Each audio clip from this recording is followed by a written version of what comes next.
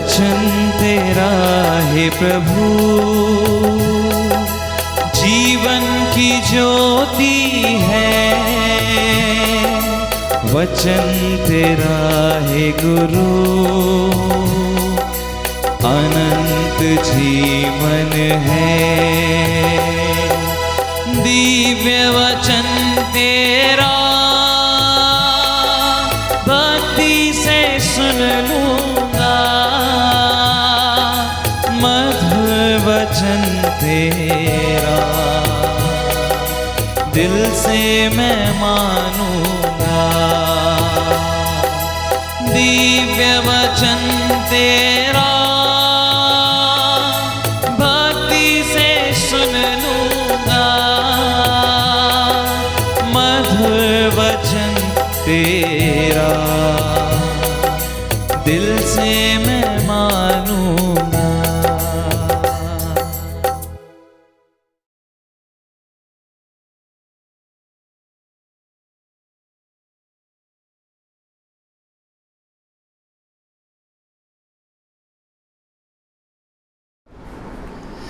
संत लूकस का सुसमाचार अध्याय 5 से अध्याय 8 तक।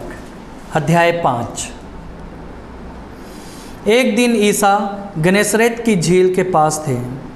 लोग ईश्वर का वचन सुनने के लिए उन पर गिरे पड़ते थे। उस समय उन्होंने झील के किनारे लगी 2 नावों को देखा। मछुए उन पर से उतरकर जाल धो रहे थे। ईसा ने सिमोन की नाव पर सवार होकर उसे किनारे से कुछ दूर ले चलने के लिए कहा। इसके बाद वे नाव पर बैठे हुए जनता को शिक्षा देते रहे।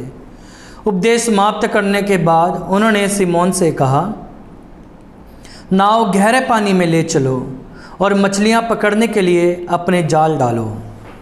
सिमोन ने उत्तर दिया, गुरुवर, रात भर मेहनत करने पर भी हम कुछ नहीं पकड़ सके, परंतु आपके कहने पर मैं जाल डालूंगा। ऐसा करने पर बहुत अधिक मछलियां फंस गईं और उनका जाल फटने को हो गया। उन्होंने दूसरी नाव के अपने साथियों को इशारा किया कि आकर हमारी मदद करो। वे आए और उन्होंने दोनों नावों को मछलियों से इतना भर लिया कि नावें डूबने को हो गई। यह देखकर सिमोन ने ईसा के चरणों पर गिरकर कहा, प्रभु, मेरे पास से चले जाइए, मैं तो पापी मनुष्य हूँ। जाल में मछलियों के फंसने के कारण वह और उसके साथी विस्मित हो गए। यही दशा याकूब और योहन की भी हुई। वे जबेदी के पुत्र और सिमोन के साझेदार थे। ईसा ने सिमोन से कहा, डरो मत, अब से तुम मनुष्य को पकड़ा करोगे। वे नावों को किनारे लगाकर और सब कुछ छोड़कर ईसा के पीछे हो लिए। किसी नगर में ईसा के पास एक मनुष्य आया जिसका शरीर कोढ़ से भरा हुआ था। वह ईसा को देखकर मुंह के बल गिर पड़ा और विनय करते हुए यह बोला, प्रभु, आप चाहें तो मुझे शुद्ध कर सकते हैं। ईसा ने हाथ बढ़ाकर यह कहते हुए उसका स्पर्श किया, मैं यही चाहता हूँ, शुद्ध हो जाओ। उसी क्षण उसका कोढ़ दूर हो गया। ईसा ने उसे किसी से कुछ न कहने का आदेश दिया और कहा, जाकर अपने को याजक को दिखाओ और अपने शुद्धिकरण के लिए मूसा द्वारा निर्धारित भेंट चढ़ाओ, जिससे तुम्हारा स्वास्थ्य लाभ प्रमाणित हो जाए। ईसा की ख्याति बढ़ रही थी।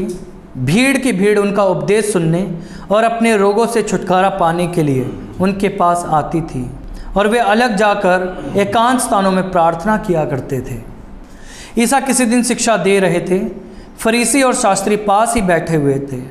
वे गलीलिया तथा यहूदिया के हर एक गांव से और यरूशलेम से भी आए थे। प्रभु के सामर्थ्य से प्रेरित होकर ईसा लोगों को चंगा करते थे। उसी समय कुछ लोग खाट पर पड़े हुए एक अर्धांग रोगी को ले आए। वे उसे अंदर ले जाकर ईसा के सामने रख देना चाहते थे। भीड़ के कारण अर्धांग रोगी को भीतर ले जाने का कोई उपाय ना देखकर वे छत पर चढ़ गए और उन्होंने कपड़े हटाकर खाट के साथ अर्धांग रोगी को लोगों के बीच में ईसा के सामने उतार दिया। उनका विश्वास देखकर ईसा ने कहा, भाई, तुम्हारे पाप क्षमा हो गए हैं। इस पर शास्त्री और फरीसी सोचने लगे, ईश निंदा करने वाला यह कौन है? ईश्वर के सिवा कौन पाप क्षमा कर सकता है? उनके ये विचार जानकर ईसा ने उनसे कहा, मन ही मन क्या सोच रहे हो?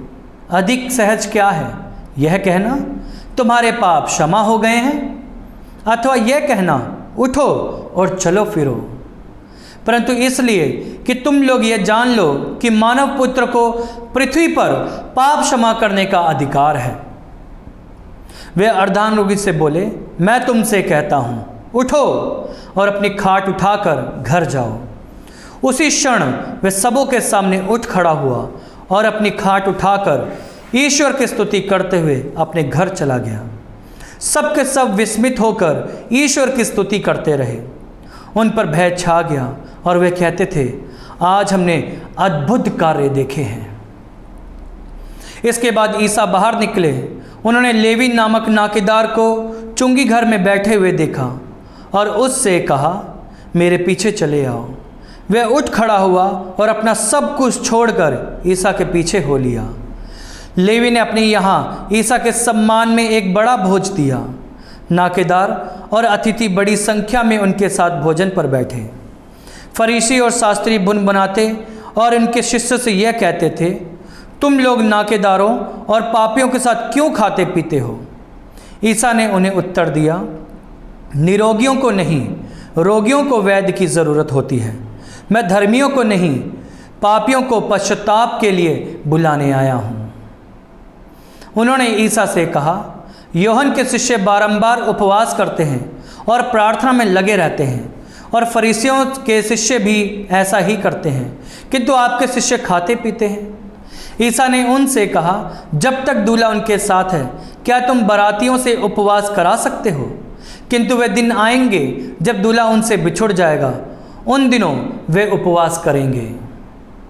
ईसा ने उन्हें यह दृष्टांत भी सुनाया, कोई नया कपड़ा फाड़कर पुराने कपड़े में पैबंद नहीं लगाता, नहीं तो वे नया कपड़ा फाड़ेगा और नए कपड़े का पैबंद पुराने कपड़े के साथ मेल भी नहीं खाएगा। और कोई पुरानी मशकों में नई अंगूरी नहीं भरता, नहीं तो नई अंगूरी पुरानी मशकों को फाड़ देगी, अंगूरी बह जाएगी और मशकें भी बर्बाद हो जाएंगी। नई अंगूरी को नई मशकों में ही भरना चाहिए। कोई पुरानी अंगूरी पीकर नई नहीं चाहता, वह तो कहता है पुरानी ही अच्छी है। अध्याय 6। ईसा किसी विश्राम के दिन गेहूं के खेतों से होकर जा रहे थे। उनके शिष्य बाले तोड़कर और हाथ से मसल कर खाते थे। कुछ फरीसियों ने कहा, जो काम विश्राम के दिन मना है, तुम क्यों वही कर रहे हो? ईसा ने उन्हें उत्तर दिया, क्या तुम लोगों ने ये नहीं पढ़ा कि जब दाऊद और उनके साथियों को भूख लगी तो दाऊद ने क्या क्या किया था? उन्होंने ईश मंदिर में जाकर भेंट की रोटियां उठा ली, उन्हें स्वयं खाया तथा अपने साथियों को भी खिलाया। याजकों को छोड़ किसी और को उन्हें खाने की आज्ञा तो नहीं है। और ईसा ने उनसे कहा, मानव पुत्र विश्राम के दिन का स्वामी है। किसी दूसरे विश्राम के दिन ईसा सभागृह जाकर शिक्षा दे रहे थे। वहाँ एक मनुष्य था जिसका दायां हाथ सूख गया था। शास्त्री और फरीसी इस बात की ताक में थे कि यदि ईसा विश्राम के दिन किसी को चंगा करे तो हम उन पर दोष लगाएं। ईसा ने उनके विचार जानकर सूखे हाथ वाले से कहा, उठो और बीच में खड़े हो जाओ। वह उठ खड़ा हो गया। ईसा ने उनसे कहा, मैं तुमसे पूछता हूँ, विश्राम के दिन भलाई करना उचित है या बुराई, जान बचाना या नष्ट करना? तब उन सबों पर दृष्टि दौड़ाकर उन्होंने उस मनुष्य से कहा, अपना हाथ बढ़ाओ। उसने ऐसा किया और उसका हाथ अच्छा हो गया। वे बहुत क्रुद्ध हो गए और आपस में परामर्श करते रहे कि हम ईसा के विरुद्ध क्या करें। उन दिनों ईसा प्रार्थना करने एक पहाड़ी पर चढ़े और वे रात भर ईश्वर की प्रार्थना में लीन रहे। दिन होने पर उन्होंने अपने शिष्यों को पास बुलाया और उनमें से 12 को चुनकर उनका नाम प्रेरित रखा। सिमोन, जिसे उन्होंने पैतरुस नाम दिया, और उसके भाई आंद्रियास को, याकूब और योहन को, फिलिप और बार्थलोमी को, मत्ती और थोमस को, अल्फाई के पुत्र याकूब और सिमोन को जो उत्साही कहलाता है, याकूब के पुत्र यूदस और यूदस इस्करियोती को जो विश्वासघाती निकला। ईसा उनके साथ उतरकर एक मैदान में खड़े हो गए। वहाँ उनके बहुत से शिष्य थे और समस्त यहूदिया तथा यरूशलेम का और समुद्र के किनारे तीरूस तथा सीदोन का एक विशाल जनसमूह भी था, जो उनका उपदेश सुनने और अपने रोगों से मुक्त होने के लिए आया था। ईसा ने अबदूतग्रस्त लोगों को चंगा किया। सभी लोग ईसा को स्पर्श करने का प्रयत्न कर रहे थे, क्योंकि उनसे शक्ति निकलती थी और सबको चंगा करती थी। ईसा ने अपने शिष्य की ओर देखकर कहा, धन्य हो तुम जो दरिद्र हो, स्वर्ग राज्य तुम लोगों का है। धन्य हो तुम जो अभी भूखे हो, तुम तृप्त किए जाओगे। धन्य हो तुम जो अभी रोते हो, तुम हंसोगे। धन्य हो तुम जब मानव पुत्र के कारण लोग तुमसे बैर करेंगे, तुम्हारा बहिष्कार और अपमान करेंगे और तुम्हारा नाम घृणित समझकर निकाल देंगे। उस दिन उल्लसित होकर और आनंद मनाओ, क्योंकि स्वर्ग में तुम्हें महान पुरस्कार प्राप्त है। उनके पूर्वज नबियों के साथ ऐसा ही किया करते थे। धिक्कार तुम्हें जो धनी हो, तुम अपना सुख चैन पा चुके हो। धिक्कार तुम्हें जो अभी तृप्त हो, तुम भूखे रहोगे। धिक्कार तुम्हें जो अभी हंसते हो, तुम शोक मनाओगे और रोओगे। धिक्कार तुम्हें जब सब लोग तुम्हारी प्रशंसा करते हैं। उनके पूर्वज झूठे नबियों के साथ ऐसा ही किया करते थे। मैं तुम लोगों से जो मेरी बात सुनते हो कहता हूँ, अपने शत्रुओं से प्रेम करो। जो तुमसे बैर करते हैं उनकी भलाई करो। जो तुम्हें शाप देते हैं उनको आशीर्वाद दो। जो तुम्हारे साथ दुर्व्यवहार करते हैं उनके लिए प्रार्थना करो। जो तुम्हारी एक गाल पर थप्पड़ मारता है, दूसरा भी उसके सामने कर दो। जो तुम्हारी चादर छीनता है, उसे अपना कुर्ता भी ले लेने दो। जो तुमसे मांगता है उसे दे दो, और जो तुमसे तुम्हारा अपना छीनता है उसे वापस मत मांगो। दूसरों से अपने प्रति जैसा व्यवहार चाहते हो, तुम भी उनके प्रति वैसा ही किया करो। यदि तुम उन्हीं को प्यार करते हो जो तुम्हें प्यार करते हैं, तो इसमें तुम्हारा पुण्य क्या है? पापी भी अपने प्रेम करने वालों से प्रेम करते हैं।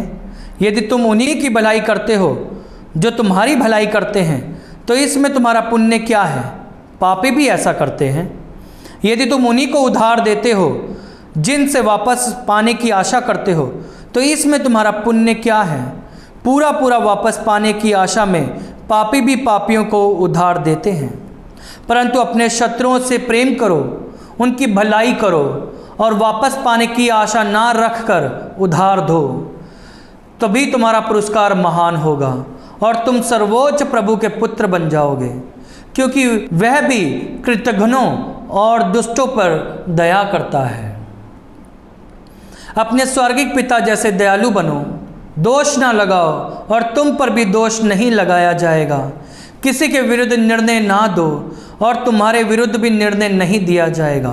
क्षमा करो और तुम्हें भी क्षमा मिल जाएगी। दो और तुम्हें भी दिया जाएगा। दबा दबा कर, हिला हिला कर भरी हुई, ऊपर उठी हुई पूरी की पूरी नाप तुम्हारी गोद में डाली जाएगी। क्योंकि जिस नाप से तुम नापते हो, उसी से तुम्हारे लिए भी नापा जाएगा। ईसा ने उन्हें एक दृष्टांत सुनाया। क्या अंधा अंधे को राह दिखा सकता है? क्या दोनों ही खड्डे में नहीं गिर पड़ेंगे? शिष्य गुरु से बड़ा नहीं होता। पूरी पूरी शिक्षा प्राप्त करने के बाद वह अपने गुरु जैसा बन सकता है। जब तुम्हें अपनी ही आँख की धरन का पता नहीं, तो तुम अपने भाई की आँख का तिनका क्यों देखते हो? जब तुम अपनी ही आँख की धरन नहीं देखते, तो अपने भाई से कैसे कह सकते हो, भाई मैं तुम्हारी आँख का तिनका निकाल दूँ? ढोंगी, पहले अपनी ही आँख की धरन निकालो, तभी तुम अपने भाई की आँख का तिनका निकालने के लिए अच्छी तरह देख सकोगे। कोई अच्छा पेड़ बुरा फल नहीं देता और ना कोई बुरा पेड़ अच्छा फल देता है। हर पेड़ अपने फल से पहचाना जाता है। लोग ना तो कटीली झाड़ियों से अंजीर तोड़ते हैं और ना ऊंटकारों से अंगूर। अच्छा मनुष्य अपने हृदय से, अच्छे भंडार से अच्छी चीज़ें निकालता है, और जो बुरा है वह अपने बुरे भंडार से बुरी चीज़ें निकालता है, क्योंकि जो हृदय में भरा है वही तो मुंह से बाहर आता है। जब तुम मेरा कहना नहीं मानते, तो प्रभु प्रभु कहकर मुझे क्यों पुकारते हो? जो मेरे पास आकर मेरी बातें सुनता और उन पर चलता है, जानते हो वह किसके सदृश हैं?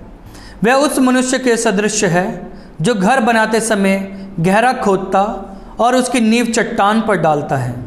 बाढ़ आती है और जल प्रवाह उस मकान से टकराता है, किंतु वह उसे ढा नहीं पाता, क्योंकि वह घर बहुत मजबूत बना है। परंतु जो मेरी बातें सुनता है और उन पर नहीं चलता, वह उस मनुष्य के सदृश है जो बिना नींव डाले भूमितल पर अपना घर बनाता है। जल प्रवाह की टक्कर लगते ही वह घर ढह जाता है और उसका सर्वनाश हो जाता है। अध्याय 7। जनता को अपने ये उपदेश सुनाने के बाद ईसा कफरनाहुम आए। वहाँ एक शतपति का अत्यंत प्रिय नौकर किसी रोग से मर रहा था।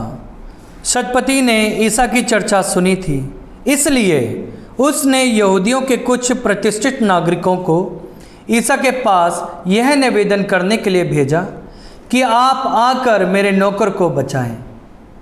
वे ईसा के पास आकर आग्रह के साथ यह कहते हुए उनसे विनय करते रहे, वह शतपति इस योग्य है कि आप उसके लिए ऐसा करें।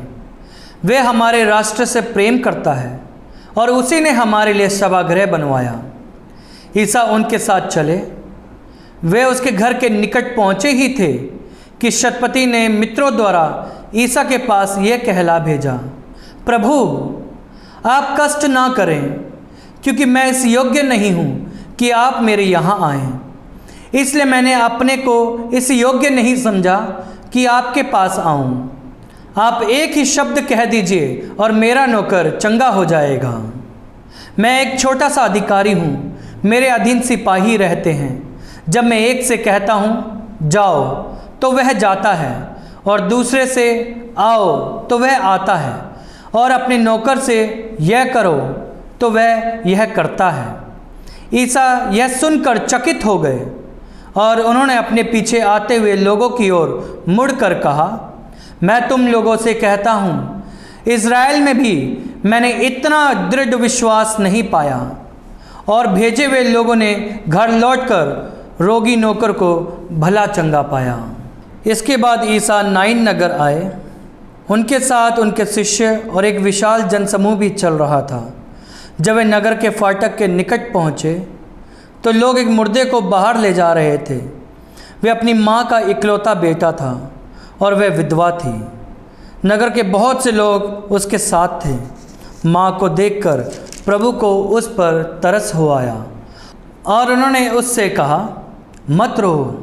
और पास आकर उन्होंने अर्थी का स्पर्श किया। इस पर ढोने वाले रुक गए।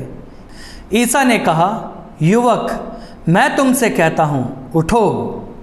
मुर्दा उठ बैठा और बोलने लगा। ईसा ने उसको उसकी माँ को सौंप दिया। सब लोग विस्मित हो गए और यह कहते हुए ईश्वर की महिमा करते रहे, हमारे बीच महान नबी उत्पन्न हुए हैं और ईश्वर ने अपनी प्रजा की सुध ली है। ईसा के विषय में ये बात सारी यहूदिया और आसपास के समस्त प्रदेश में फैल गई। योहन के शिष्यों ने योहन को इन सब बातों की खबर सुनाई। योहन ने अपने 2 शिष्यों को बुलाकर ईसा के पास यह पूछने भेजा, क्या आप वही हैं जो आने वाले हैं, या हम किसी और की प्रतीक्षा करें? इन 2 शिष्यों ने ईसा के पास आकर कहा, योहन बपतिस्ता ने हमें आपके पास यह पूछने भेजा है, क्या आप वही हैं जो आने वाले हैं, या हम किसी और की प्रतीक्षा करें? उस समय ईसा बहुतों को बीमारियों, कष्टों और अद्भुतों से मुक्त कर रहे थे और बहुत से अंधों को दृष्टि प्रदान कर रहे थे। उन्होंने योहन के शिष्यों से कहा, जाओ, तुमने जो सुना और देखा है उसे योहन को बता दो। अंधे देखते हैं, लंगड़े चलते हैं, कोढ़ी शुद्ध किए जाते हैं, बहरे सुनते हैं, मुर्दे जिलाए जाते हैं, दरिद्रों को सुसमाचार सुनाया जाता है, और धन्य है वे जिसका विश्वास मुझ पर से नहीं उठता। योहन द्वारा भेजे हुए शिष्यों के चले जाने के बाद ईसा लोगों से योहन के विषय में कहने लगे, तुम निर्जन प्रदेश में क्या देखने गए थे? हवा से हिलते हुए सरकंडे को? नहीं। तो तुम क्या देखने गए थे? बढ़िया कपड़े पहने मनुष्य को? नहीं, कीमती वस्त्र पहनने वाले और भोग विलास में जीवन बिताने वाले महलों में रहते हैं। आखिर तुम क्या देखने निकले थे? किसी नबी को? निश्चय ही मैं तुमसे कहता हूँ, नबी से भी महान व्यक्ति को। यह वही है जिसके विषय में लिखा है, देखो मैं अपने दूत को तुम्हारे आगे आगे भेजता हूँ, वह तुम्हारे आगे तुम्हारा मार्ग तैयार करेगा।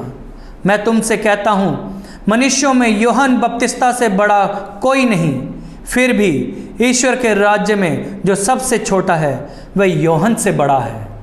सारी जनता और नाकेदारों ने भी यूहन्ना की बात सुनकर और उसका बपतिस्मा ग्रहण कर ईश्वर की इच्छा पूरी की, परंतु फरीसियों और शास्त्रियों ने उसका बपतिस्मा ग्रहण नहीं कर अपने विषय में ईश्वर का आयोजन व्यर्थ कर दिया। मैं इस पीढ़ी के लोगों की तुलना किससे करूं? वे किसके सदृश हैं? वे बाजार में बैठे हुए छोकरों के सदृश हैं, जो एक दूसरे को पुकार कर कहते हैं, हमने तुम्हारे लिए बांसुरी बजाई और तुम नहीं नाचे, हमने विलाप किया और तुम नहीं रोए। क्योंकि यूहन्ना बपतिस्ता आया जो ना रोटी खाता और ना अंगूरी पीता है, और तुम कहते हो उसे अबदूत लगा है। मानव पुत्र आया जो खाता पीता है, और तुम कहते हो देखो यह आदमी पेटू और पियक्कड़ है, नाकेदारों और पापियों का मित्र है। किंतु ईश्वर की प्रज्ञा उसकी प्रजा द्वारा सही प्रमाणित हुई है। किसी फरीसी ने ईसा को अपने यहाँ भोजन करने का निमंत्रण दिया। वे उस फरीसी के घर आकर भोजन करने बैठे। नगर की एक पापिन स्त्री को यह पता चला कि ईसा फरीसी के यहाँ भोजन कर रहे हैं। वह संगमरमर के पात्र में इत्र लेकर आई और रोती हुई ईसा के चरणों के पास खड़ी हो गई। उसके आंसू उनके चरण भिगोने लगे, इसलिए उसने उन्हें अपने केशों से पोंछ लिया और उनके चरणों को चूम चूम कर उन पर इत्र लगाया। जिस फरीसी ने ईसा को निमंत्रण दिया था, उसने यह देखकर मन ही मन कहा, यदि यह आदमी नबी होता तो ज़रूर जान जाता कि जो स्त्री से छू रही है वह कौन और कैसी है, वह तो पापिनी है। इस पर ईसा ने उससे कहा, सिमोन मुझे तुमसे कुछ कहना है। उसने उत्तर दिया, गुरुवर कहिए। किसी महाजन के 2 कर्जदार थे, एक 500 दिनार का ऋणी था और दूसरा 50 का। उनके पास कर्ज अदा करने के लिए कुछ नहीं था, इसलिए महाजन ने दोनों को माफ़ कर दिया। उन दोनों में कौन उसे अधिक प्यार करेगा? सिमोन ने उत्तर दिया, मेरी समझ में तो वही जिसका अधिक ऋण माफ़ हुआ। ईसा ने उससे कहा, तुम्हारा निर्णय सही है। तब उन्होंने उस स्त्री की ओर मुड़कर सिमोन से कहा, इस स्त्री को देखते हो? मैं तुम्हारे घर आया, तुमने मुझे पैर धोने के लिए पानी नहीं दिया, पर इसने मेरे पैर अपने आंसुओं से धोए और अपने केशों से पोंछे। तुमने मेरा चुंबन नहीं किया, परंतु यह जब से भीतर आई है मेरे पैर चूमती रही है। तुमने मेरे सिर में तेल नहीं लगाया, पर इसने मेरे पैरों पर इत्र लगाया है। इसलिए मैं तुमसे कहता हूँ, इसके बहुत से पाप क्षमा हो गए हैं, क्योंकि इसने बहुत प्यार दिखाया है। पर जिसे कम क्षमा किया गया वह कम प्यार दिखाता है। तब ईसा ने उस स्त्री से कहा, तुम्हारे पाप क्षमा हो गए हैं। साथ भोजन करने वाले मन ही मन कहने लगे, ये कौन है जो पापों को भी क्षमा करता है? पर ईसा ने उस स्त्री से कहा, तुम्हारे विश्वास ने तुम्हारा उद्धार किया है, शांति प्राप्त कर जाओ। अध्याय 8। इसके बाद ईसा नगर नगर और गांव गांव घूमकर उपदेश देते और ईश्वर के राज्य का सुसमाचार सुनाते रहे। 12 प्रेरित उनके साथ थे और कुछ नारियां भी, जो दुष्ट आत्माओं और रोगों से मुक्त की गई थीं। मरियम जिसका उपमान मगदलेना था और जिससे 7 अबदूत निकले थे, हेरोद के करिंदा खूसा की पत्नी यूहन्ना, सुसन्ना और अनेक अन्य नारियां भी, जो अपनी संपत्ति से ईसा और उसके शिष्यों की सेवा परिचर्या करती थी। एक विशाल जनसमूह एकत्र हो रहा था और नगर नगर से लोग ईसा के पास आ रहे थे। उस समय उन्होंने यह दृष्टांत सुनाया, कोई बोने वाला बीज बोने निकला। बोते बोते कुछ बीज रास्ते के किनारे गिरे। वे पैरों से रौंदे गए और आकाश के पक्षियों ने उन्हें चुग लिया। कुछ बीज पथरीली भूमि पर गिरे, वे उगकर नबी के अभाव से झुलस गए। कुछ बीज कांटों में गिरे, साथ साथ बढ़ने वाले कांटों ने उन्हें दबा दिया। कुछ बीज अच्छी भूमि पर गिरे, वे उगकर 100 गुना फल लाए। इतना कहने के बाद वह पुकार कर बोले, जिसके सुनने के कान हो वह सुन ले। शिष्यों ने उनसे इस दृष्टांत का अर्थ पूछा। उन्होंने उनसे कहा, तुम लोगों को ईश्वर के राज्य का भेद जानने का वरदान मिला है। दूसरों को केवल दृष्टांत मिले, जिससे वे देखते हुए भी नहीं देखें और सुनते हुए भी नहीं समझें। दृष्टांत का अर्थ इस प्रकार है, ईश्वर का वचन बीज है। रास्ते के किनारे गिरे हुए बीज वे लोग हैं जो सुनते हैं, परंतु कहीं ऐसा ना हो कि वे विश्वास करें और मुक्ति प्राप्त कर लें। इसलिए शैतान आकर उनके हृदय से वचन ले जाता है। चट्टान पर गिरे हुए बीज वे लोग हैं जो वचन सुनते ही प्रसन्नता से ग्रहण करते हैं, किंतु जिनमें जड़ नहीं है। वे कुछ ही समय तक विश्वास करते हैं और संकट के समय विचलित हो जाते हैं। कांटों में गिरे हुए बीज वे लोग हैं जो सुनते हैं, परंतु आगे चलकर वे चिंता, धन संपत्ति और जीवन के भोग विलास से दब जाते हैं और परिपक्वता तक नहीं पहुंच पाते। अच्छी भूमि पर गिरे हुए बीज वे लोग हैं जो सच्चे और निष्कपट हृदय से वचन सुनकर सुरक्षित रखते और अपने धैर्य के कारण फल लाते हैं। कोई दीपक जलाकर बर्तन के नीचे नहीं ढकता या पलंग के नीचे नहीं रखता, बल्कि वह उसे डेवट पर रख देता है, जिससे भीतर आने वाले उसका प्रकाश देख सके। ऐसा कुछ भी छिपा हुआ नहीं है जो प्रकट नहीं होगा, और ऐसा कुछ भी गुप्त नहीं है जो नहीं फैलेगा और प्रकाश में नहीं आएगा। तो इसके संबंध में सावधान रहो कि तुम किस तरह सुनते हो, क्योंकि जिसके पास कुछ है उसी को और दिया जाएगा, और जिसके पास कुछ नहीं है उससे वह भी ले लिया जाएगा जिसे वह अपना समझता है। ईसा की माता और भाई उनसे मिलने आए, किंतु भीड़ के कारण उनके पास नहीं पहुंच सके। लोगों ने उनसे कहा, आपकी माता और आपके भाई बाहर हैं, वे आपसे मिलना चाहते हैं। उन्होंने उत्तर दिया, मेरी माता और मेरे भाई वही हैं जो ईश्वर का वचन सुनते और उसका पालन करते हैं। ईसा एक दिन अपने शिष्यों के साथ नाव में बैठ गए और उनसे बोले, हम झील के उस पार चलें। वे चल पड़े। नाव चल रही थी और ईसा सो गए। तब झील में झंझावात उठा, नाव पानी से भरी जा रही थी और वे संकट में पड़ गए। शिष्यों ने ईसा के पास आकर उन्हें जगाया और कहा, गुरुवर गुरुवर, हम डूब रहे हैं। वे जग गए और उन्होंने वायु तथा लहरों को डांटा। वे थम गई और शांति छा गई। तब उन्होंने अपने शिष्यों से कहा, तुम लोगों का विश्वास कहाँ है? उन पर भय छा गया और वे अचंभे में पड़कर आपस में यह कहते रहे, आखिर यह कौन है? ये वायु और लहरों को भी आज्ञा देते हैं और वे इनकी आज्ञा मानती हैं। वे नाव से उतरकर गेरासेनियों के प्रदेश पहुँचे, जो झील के उस पार गलीलिया के सामने हैं। ईसा ज्यों ही भूमि पर उतरे, उस नगर का एक अब्दूतग्रस्त मनुष्य उनके पास आया। वह बहुत दिनों से कपड़े नहीं पहनता था और घर में नहीं मकबरों में रहा करता था। वह ईसा को देखकर चिल्ला उठा और दंडवत कर ऊंचे स्वर से बोला, ईसा सर्वोच्च ईश्वर के पुत्र, मुझसे आपको क्या? मैं आपसे विनती करता हूँ, मुझे ना सताइए। क्योंकि ईसा अशुद्ध आत्मा को उस मनुष्य से निकल जाने का आदेश दे रहे थे। अशुद्ध आत्मा उसे बार बार लग जाता था और वश में रखने के लिए लोग उसे जंजीरों और बेड़ियों से जकड़ देते थे, किंतु वह अपने बंधनों को तोड़ देता था और अशुद्ध आत्मा उसे निर्जन स्थान में ले जाया करता था। ईसा ने अब्दूत से पूछा, तेरा नाम क्या है? उसने कहा, सेना, क्योंकि उस मनुष्य में बहुत से अब्दूत घुस आए थे। वे ईसा से अनुनय विनय करते रहे कि वे उनको अथाह गर्त में जाने का आदेश ना दें। वहाँ पहाड़ी पर सूअरों का एक बड़ा झुंड चर रहा था। उन्होंने ईसा से विनती की कि वे उन्हें सूअरों में घुसने की अनुमति दें। ईसा ने अनुमति दे दी। तब अब्दूत उस मनुष्य से निकलकर सूअरों में जा घुसे और वह झुंड तेजी से ढाल पर से झील में कूद पड़ा और डूबकर मर गया।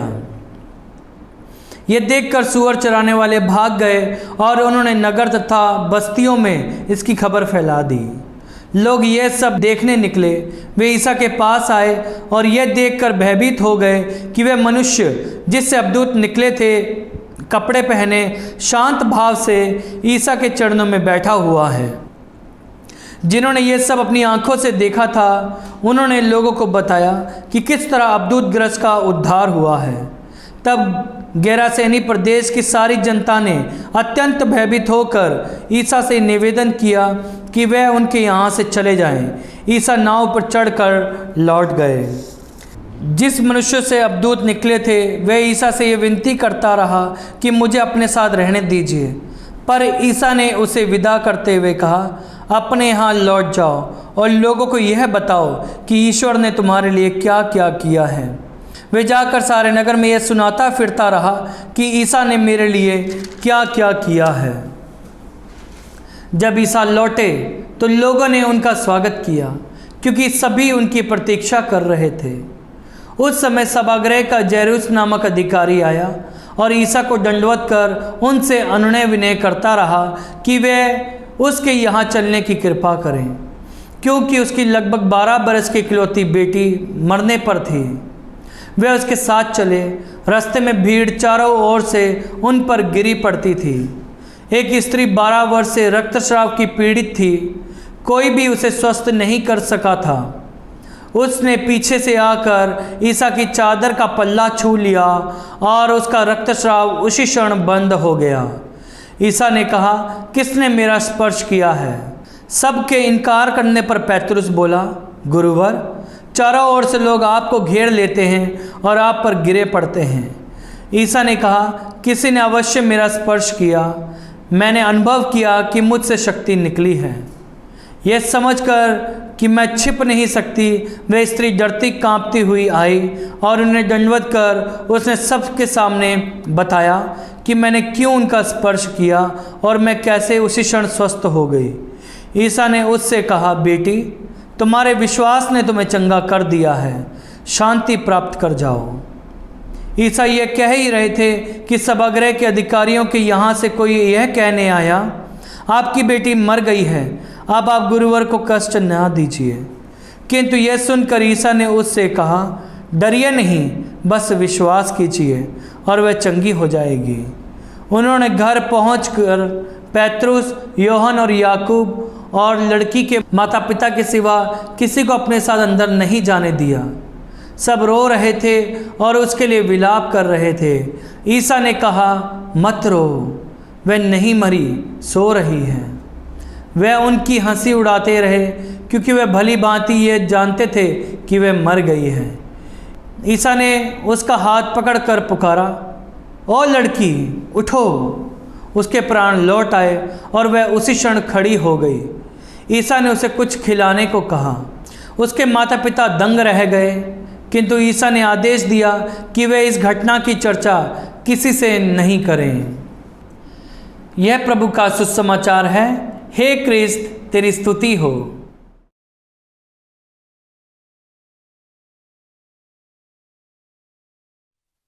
संत लूकस के अनुसार पवित्र सुसमाचार अध्याय 10 वचन 19। आइए हम इस वचन पर विश्वास करें।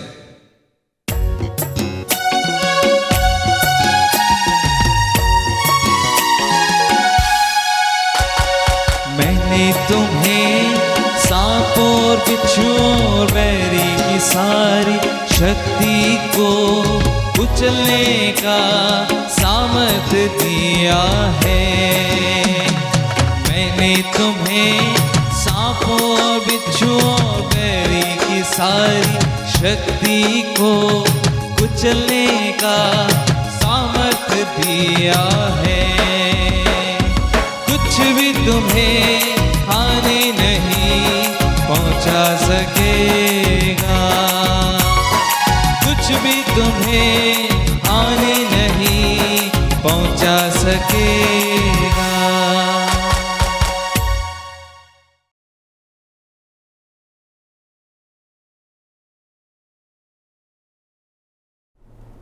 Hallelujah, hallelujah, hallelujah. सर्वशक्तिमान दयालु परमेश्वर, तेरा वचन में सामर्थ्य है, शक्ति है प्रभु। आज तेरा वचन लूकास 10:19 में हम पढ़ते हैं प्रभु जी, मैंने तुम्हें सांपों, बिच्छुओं और बैरी की सारी शक्तियों को कुचलने का सामर्थ्य दिया है, कुछ भी तुम्हें हानि नहीं पहुंचा सकेगा। तेरे इस वचन के सामर्थ्य से प्रभु हर परिवार से प्रभु हर प्रकार के दुष्ट शक्तियां दूर हो जाए, दुष्ट आत्मा के बंधन प्रभु हमेशा के लिए खत्म हो जाए प्रभु। हर प्रकार के नशे, शराब और अन्य सभी बुराइयां यीशु मसीह तेरे नाम की योग्यता से, इस वचन की योग्यता से बैरी की सारी शक्तियों को प्रभु इस वक्त दूर कर दे और कुचल डाल दे प्रभु। और परिवारों में शांति, आनंद, प्यार प्रभु बने रहे प्रभु। यीशु मसीह तेरे नाम से मांगते हैं, आमीन। सर्वशक्तिमान ईश्वर पिता, पुत्र और पवित्र आत्मा आप सबको अपना आशीर्वाद प्रदान करें, आमीन। जय यीशु की। God bless you.